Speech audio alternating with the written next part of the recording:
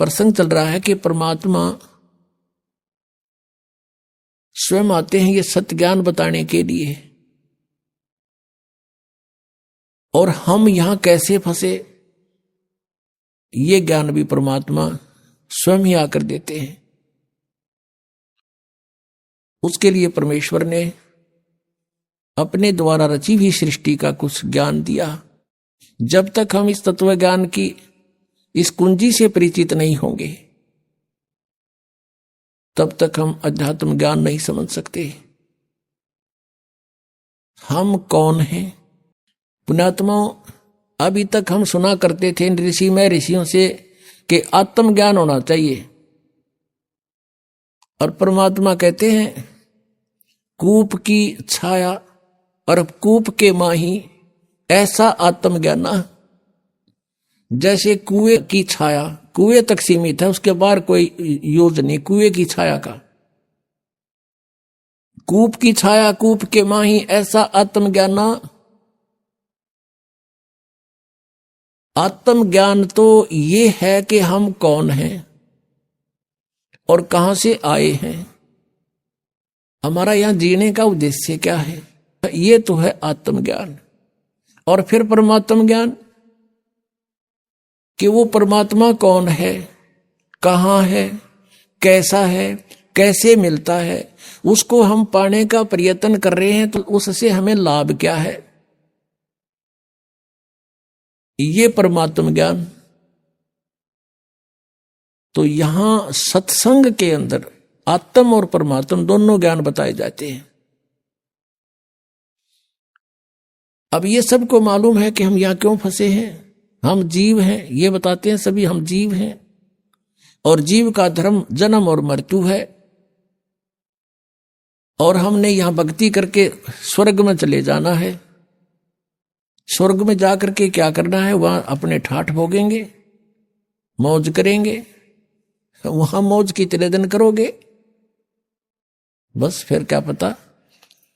वहां मौज करेंगे जितने आपकी जेब में चवन्नी होगी, जितने पैसे टके आप पुण्य भक्ति साधन के जोड़ के ले जाओगे, उस स्वर्ग महास्वर्ग रूपी होटल में बर्बाद करके खर्च खा के फिर वापस आ जाओगे, क्योंकि वो आपका भोग समय है, भोग का स्थान है।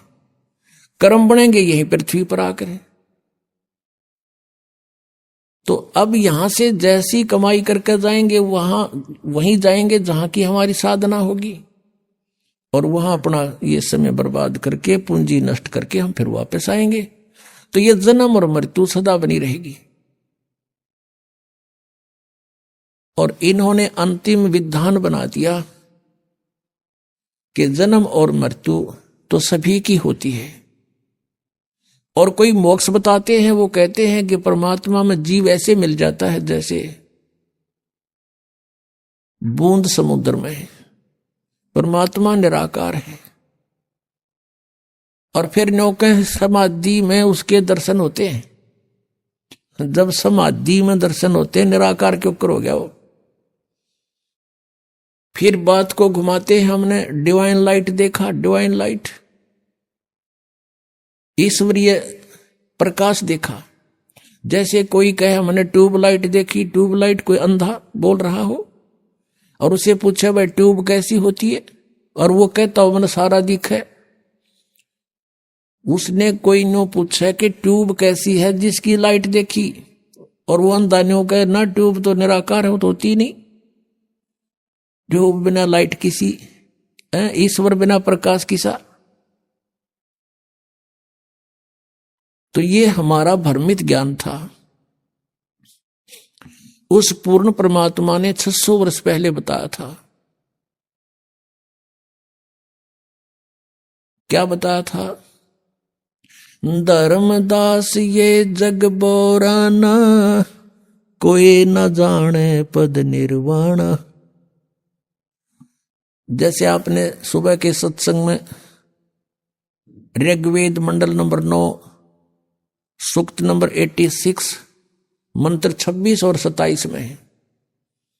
ऋग्वेद मंडल नंबर 9 सूक्त 82 के मंत्र 1, 2, 3 में है।